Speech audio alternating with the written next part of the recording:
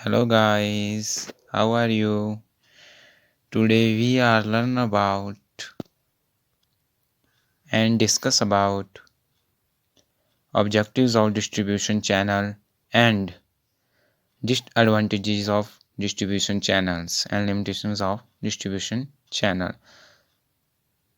So first of all, we will discuss about objective of distribution channel to ensure availability of product at the point of cell.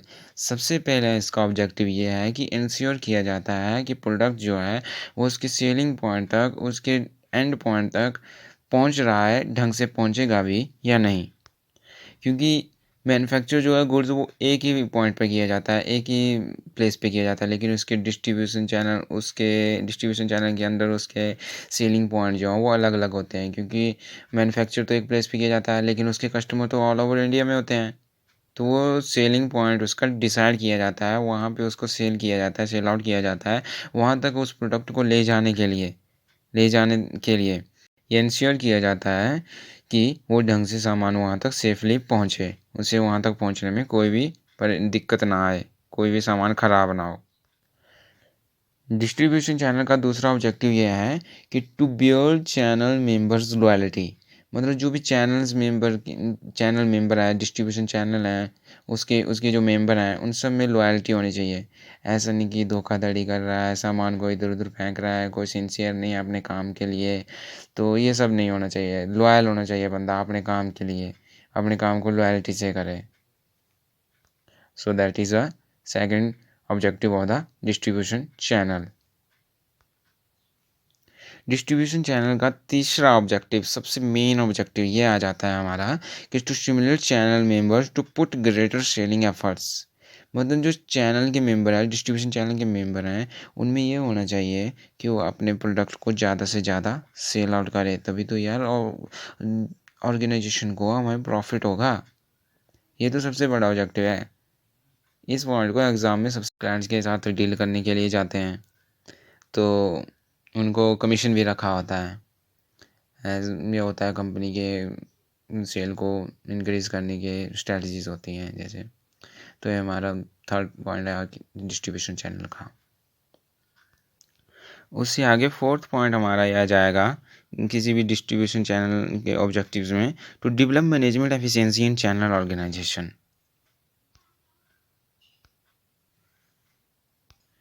जो भी leader होता है distribution channel का, वो हमेशा यही कोशिश करता रहता है कि जो भी मैनेजमेंट मैनेजमेंट वो कर रहा है उसमें चैनल की ऑर्गेनाइजेशन की एफिशिएंसी जो है वो ज़्यादा से ज़्यादा वो इंक्रीज़ कर सके। अरे भाई, तभी तो वो काम ढंग से कर पाएगा, तभी तो चैनल मेंबर सारे ढंग से काम करेंगे। जब उसकी एफिशिएंसी इंक्रीज़ होएगी किसी भी डिस्ट्रीब्यूशन चैनल की, सारे बंदे जब अपना पूरे एफर्ट्स के साथ काम करेंगे ना, तो किसी भी ऑर्गेनाइजेशन को इम्प्रूव होने से कोई। So that is a fourth point of distribution channel objectives. Distribution channel के ऑब्जेक्टिव्स में ये पॉइंट भी आ जाता है कि to have an efficient and effective distribution. मतलब जो भी वो डिस्ट्रीब्यूशन कर रहा है, अपने सामान को उसके एंड पॉइंट तक पहुंचा रहा है, उसके सेलिंग पॉइंट तक पहुंचाने में एफर्ट्स लगा रहा है, वो मतलब बेहतर होने चाहिए। ऐसा नहीं कि ट्रांसपोर्टेशन डेली है, उसमें सामान रास्ते में टूट जा रहा है, ये वो कुछ भी ऐसे पॉइंट्स नहीं होने चाहिए। मतलब जो भी डिस्ट्रीब्यूटर है, डिस्ट्रीब्यूशन मैनेजर होता है, वो हमेशा यही कोशिश करता है कि जो भी सामान है वो सेफली वो उसके सेलिंग पॉइंट तक पहुंचे, और उसको ज़्यादा से ज़्यादा इफेक्टिव, ज़्यादा से ज़्यादा एफिशिएंट बनाने के वो हमेशा एफर्ट्स करता रहता है। सो गाइस, हमारा आगे आ जाएगा सिक्स पॉइंट ऑब्जेक्टिव और डिस्ट्रीब्यूशन चैनल का, to take the advantages of intermediates experience, specialisation and efficiency.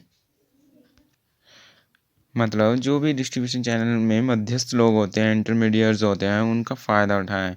मतलब उनसे ज़्यादा से ज़्यादा एफर्ट्स लगवाएं, और जिससे कि डिस्ट्रीब्यूशन चैनल बेहतर बने। इंटरमीडिएट्स में आ जाएगा हमारा एजेंट, होलसेलर और रिटेलर हो जाएंगे।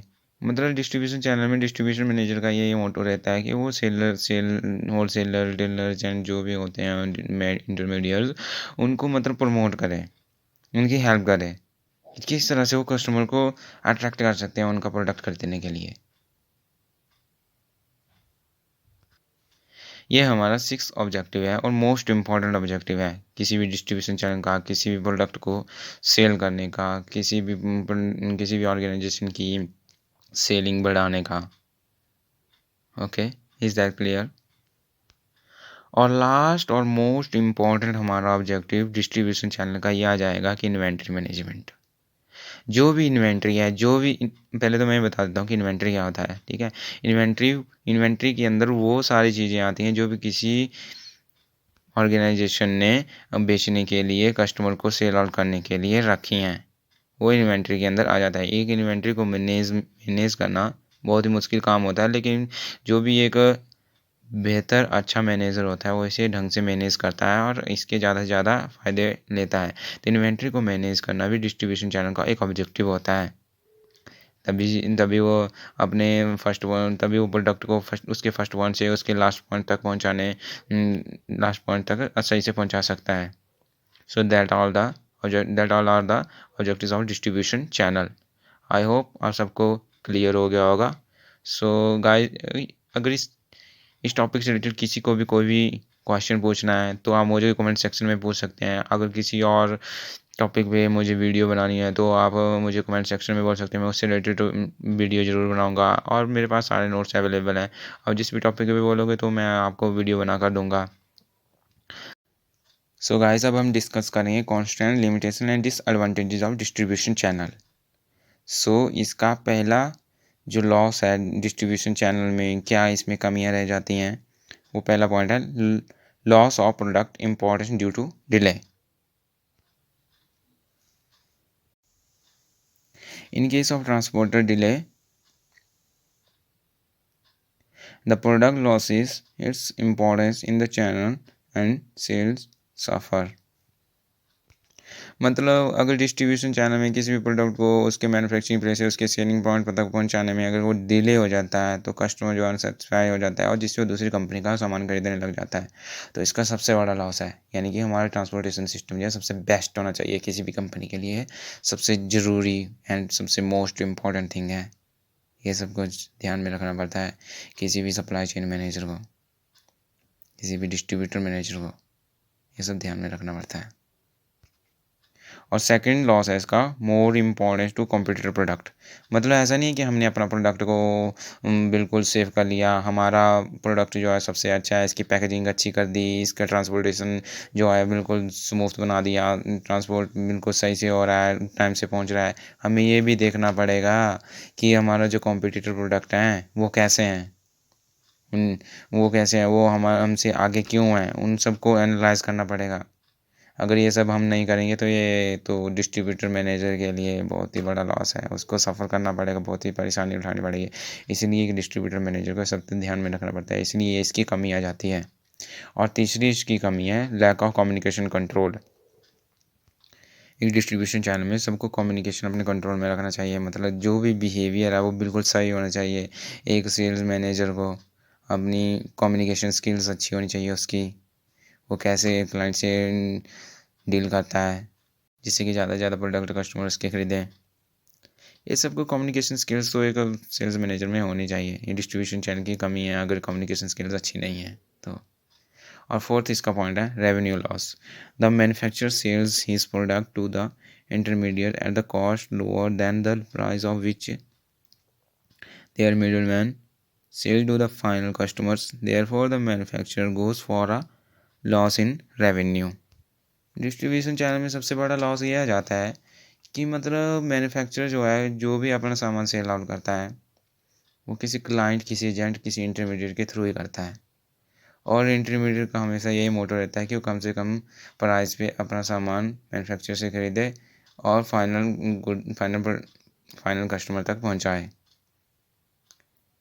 और वो जो फाइनल कस्टमर को वो गुड्स देता है ना, वो प्राइस इंक्रीज़ करके देता है। यानी कि जो मैन्युफैक्चर जो जैसे 5 रुपये की सामान जो है अगर मैन्युफैक्चर प्लेस से निकलता है ना, तो जो एंड कस्टमर तक पहुंचता है कम से कम 10 रुपये तक का एंड कस्टमर तक पहुंचता है। जो बीच के 5 रुपये है ना, वो मिडल मैन इसका फ़ायदा उठाता है, ये मिडल मैन की असली कमाई होती है। ये तो इसका लॉस जो है वो मैन्युफैक्चरर को उठाना पड़ता है। अगर इंटरमीडिएट्स को बीच से उठा देंगे ना, तो जो 5 रुपये का मैन्युफैक्चरर सामान बेच रहा है उसको 7 रुपये का भी अगर बेचता है ना, तो 8 रुपये का यह फाइनल कस्टमर को मिलेगा, जिससे फाइनल कस्टमर को भी फ़ायदा है और मैन्युफैक्चरर को भी फ़ायदा है, अगर मिडल मैन बीच में ना हो। लेकिन ऐसा तब होगा ना जब मिडल मैन बीच में नहीं होगा। तो इसका ये भी लॉस है डिस्ट्रीब्यूशन चैनल का। सो आई होप सबको क्लियर हो गया होगा। अगर इससे रिलेटेड कोई भी डाउट है तो आप मुझे कमेंट सेक्शन में बोल सकते हो। एंड चैनल को लाइक करें, शेयर करें, सब्सक्राइब करें। सब्सक्राइब करने के लिए बोलना नहीं पड़ेगा, पर लेकिन आप करोगे ज़रूर, मुझे पता है। So thank you guys watching my video.